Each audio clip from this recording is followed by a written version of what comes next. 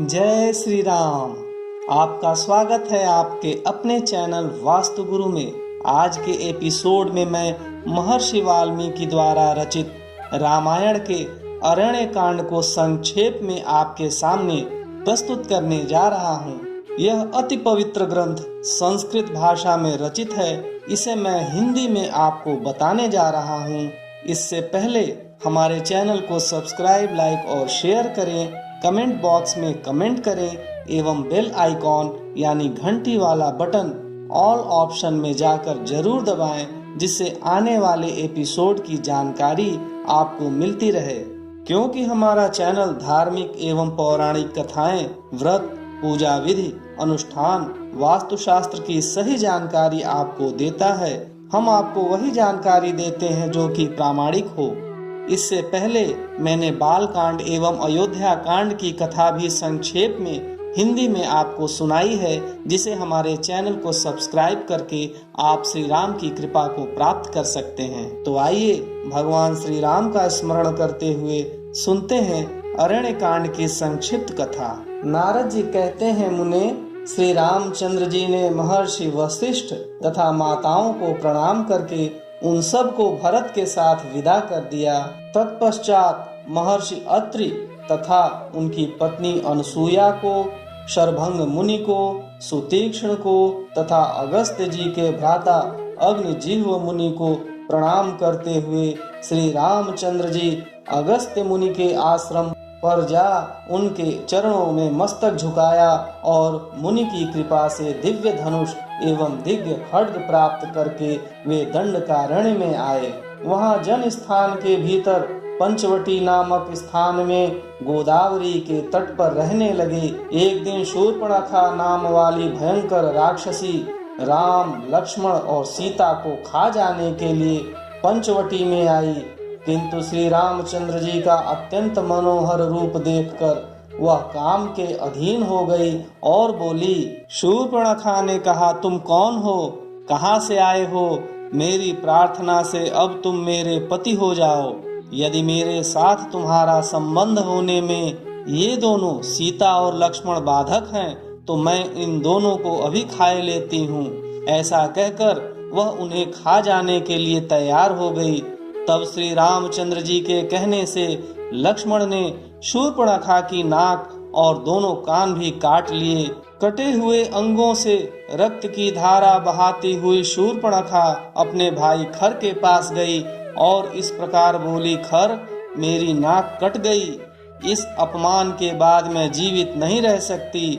अब तो मेरा जीवन तभी रह सकता है जबकि तुम मुझे राम का, उनकी पत्नी सीता का तथा उनके छोटे भाई लक्ष्मण का गरम गरम रक्त पिलाओ। खर ने उसको बहुत अच्छा कहकर शांत किया और दूषण तथा त्रिशिरा के साथ 14,000 राक्षसों की सेना ले श्री रामचंद्र जी पर चढ़ाई की। श्री राम ने भी उन सब का सामना किया और अपने बाणों से राक्षसों को बींधना आरंभ किया।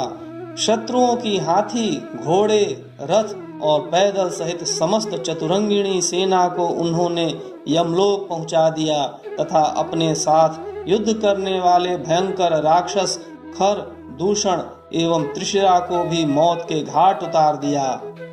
अब शूर्पणखा लंका में गई और रावण के सामने जा पृथ्वी पर गिर पड़ी।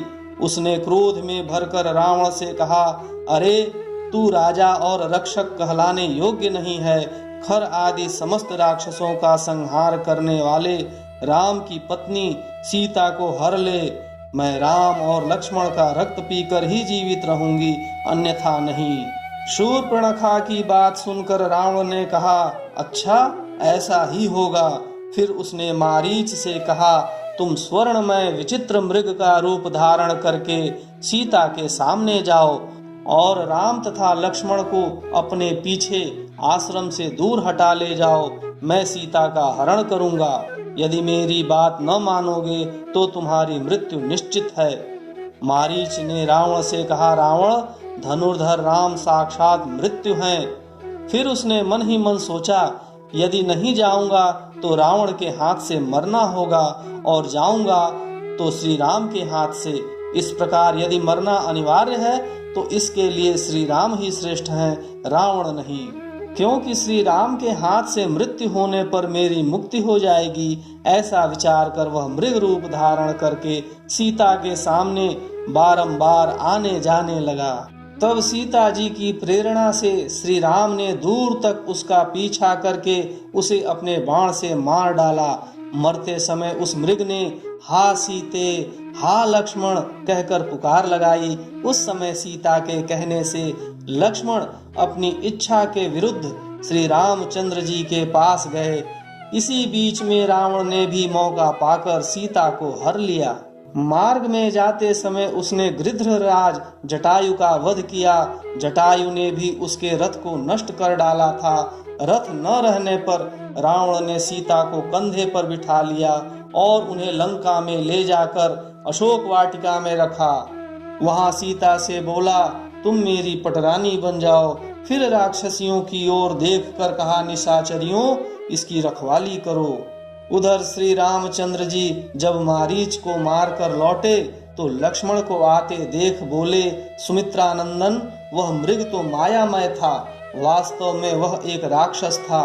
किंतु तुम जो इस समय यहाँ आ गए, इससे जान पड़ता है निश्चय ही कोई सीता को हर ले गया। श्री रामचंद्र जी आश्रम पर गए, किंतु वहाँ सीता नहीं दिखाई दी। उस समय वे आर्त होकर शोक और विलाप करने लगे। हा प्रिय जानकी, तू मुझे छोड़कर कहाँ चली गई? तब वे वन में घूम घूम सीता की खोज करने लगे।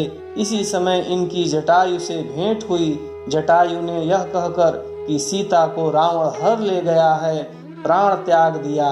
तब श्री रघुनाथ जी ने अपने हाथ से जटायु का दाह संस्कार किया। इसके बाद इन्होंने कबंध का वध किया।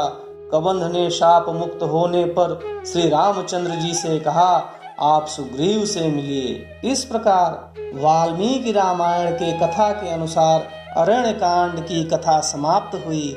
जय श्री राम।